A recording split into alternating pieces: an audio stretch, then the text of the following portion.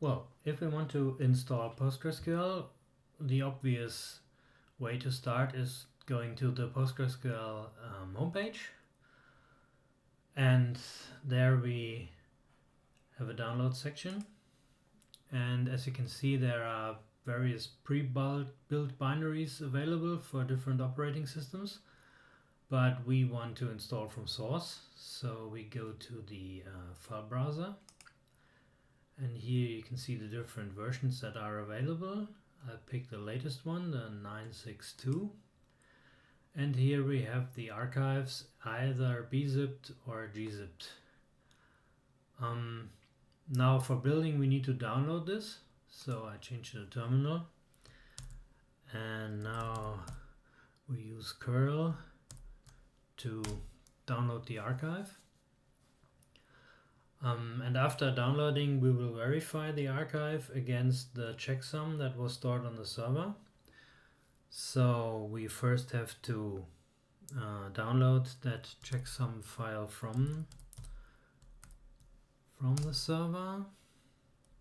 This was pretty fast, and we will display the checksum, and now we will generate a local checksum over the archive file with a command of the same name,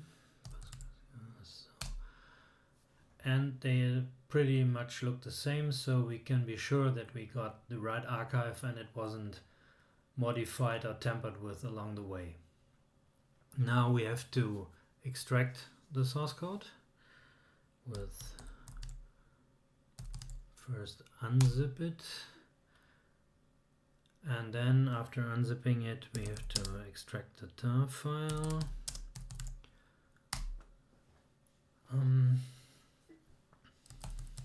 Let's see if this worked.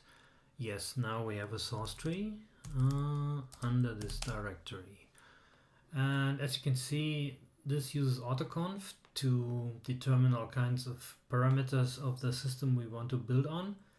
So we have a configure script that will do the hard work for us.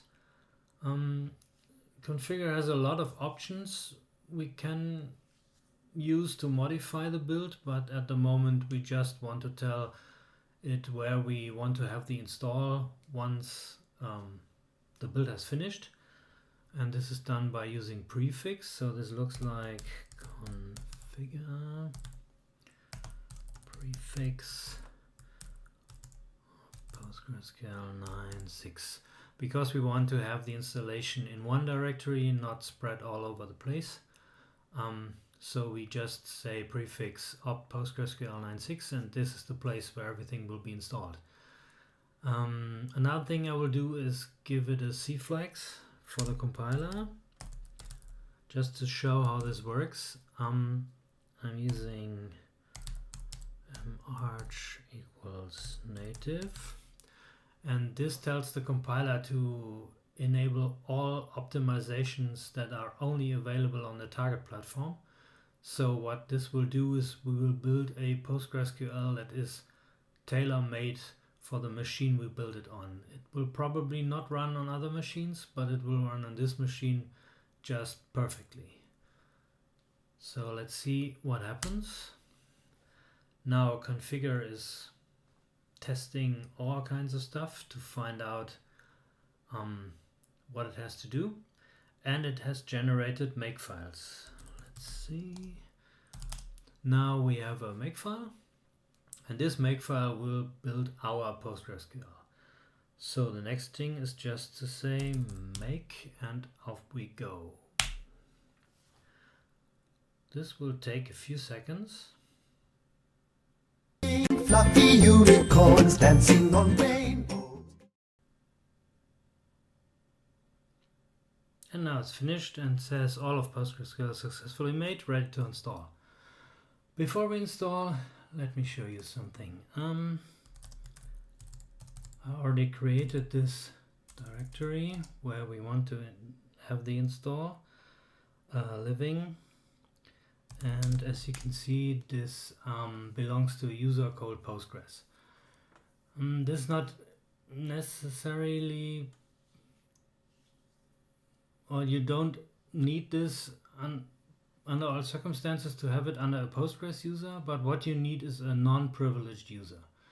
PostgreSQL, for security reasons, will refuse to run as root or as any privileged user. So I could have done the install, or could do the install under my user, which is non-privileged, and would work. But I generated a special Postgres user, and so I will become this user now.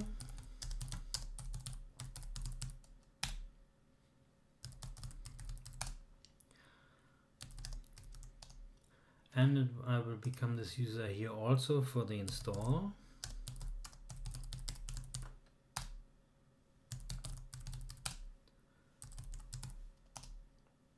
And now we can do a make install.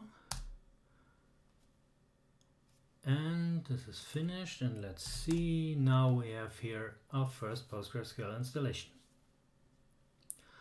However, this installation won't run because we don't have initialized a database yet. So this is the next thing we have to do.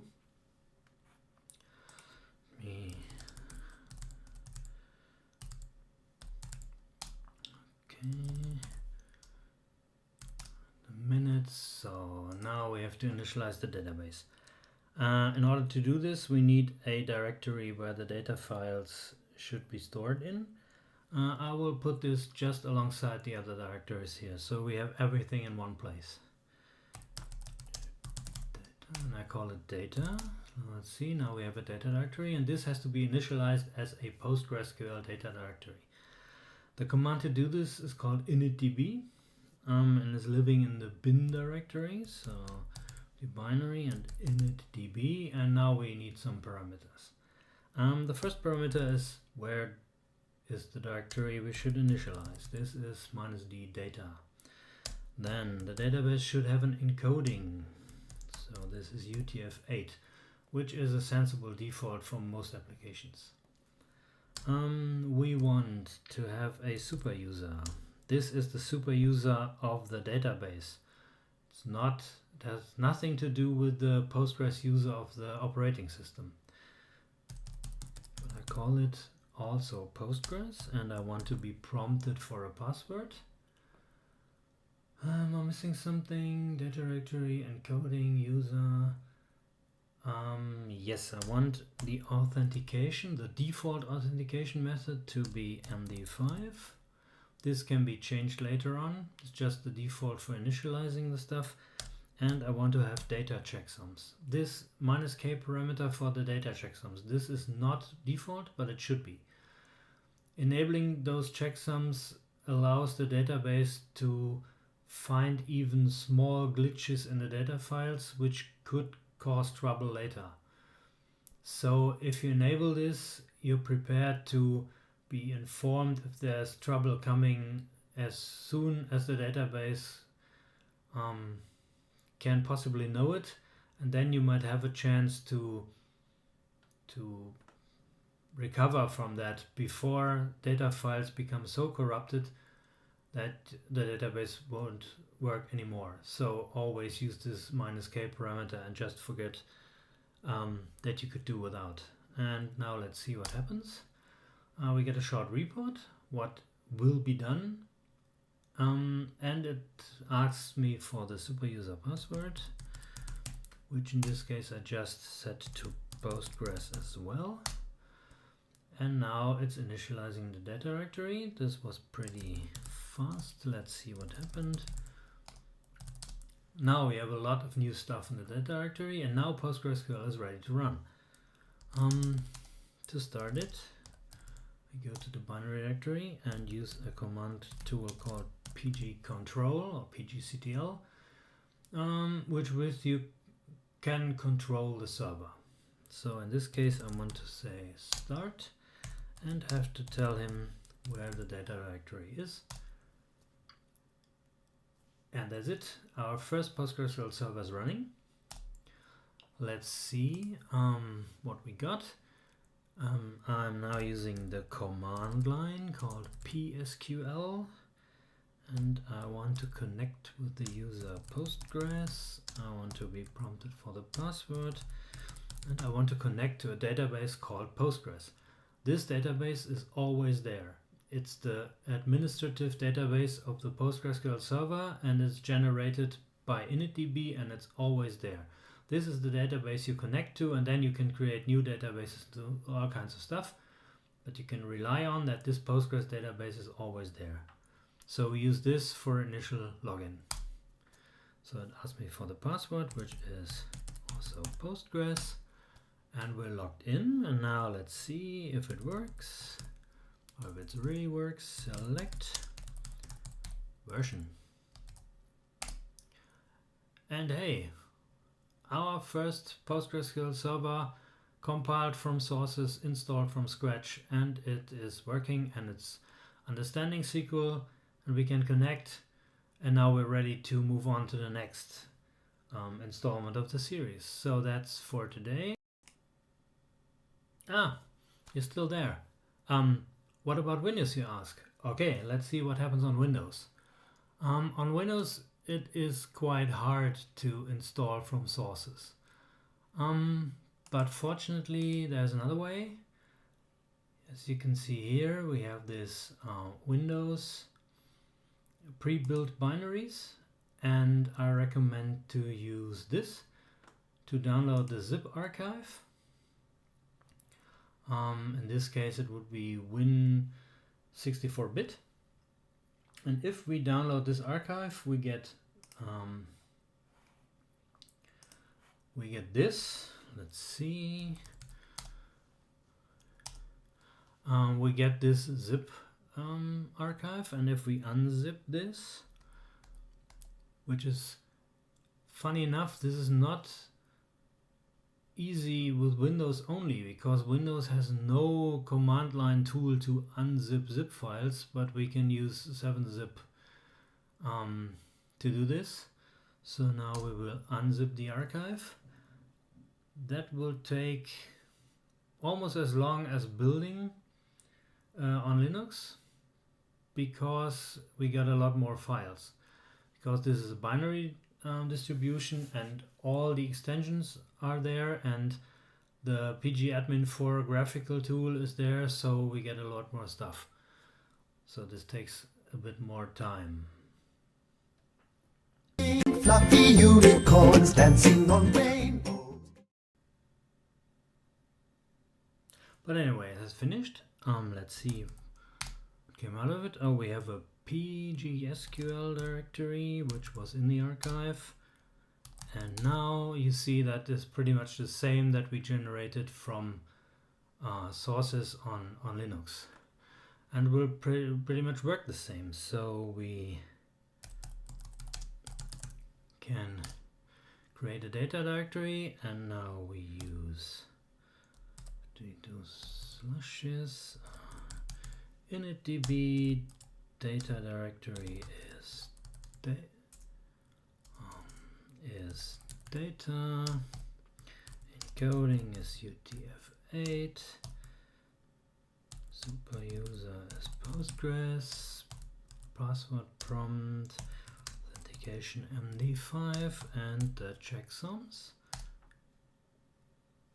And now we don't get such a nice report, but it still asks us for the password, which is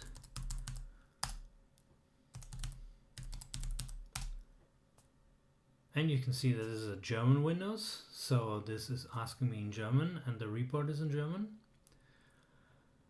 What happened is the same. We now have a data directory, and in that data directory we have all the stuff. And we should be able to run a PostgreSQL the same way, like and now we have PGCTL start data, and the database is up and running, and we have to use PSQL user Postgres to Postgres database, and select version. you see that we have a Windows version of Postgres running. And that's pretty much it. This is installing a PostgreSQL server either on Linux or on Windows. So we do a quit and goodbye.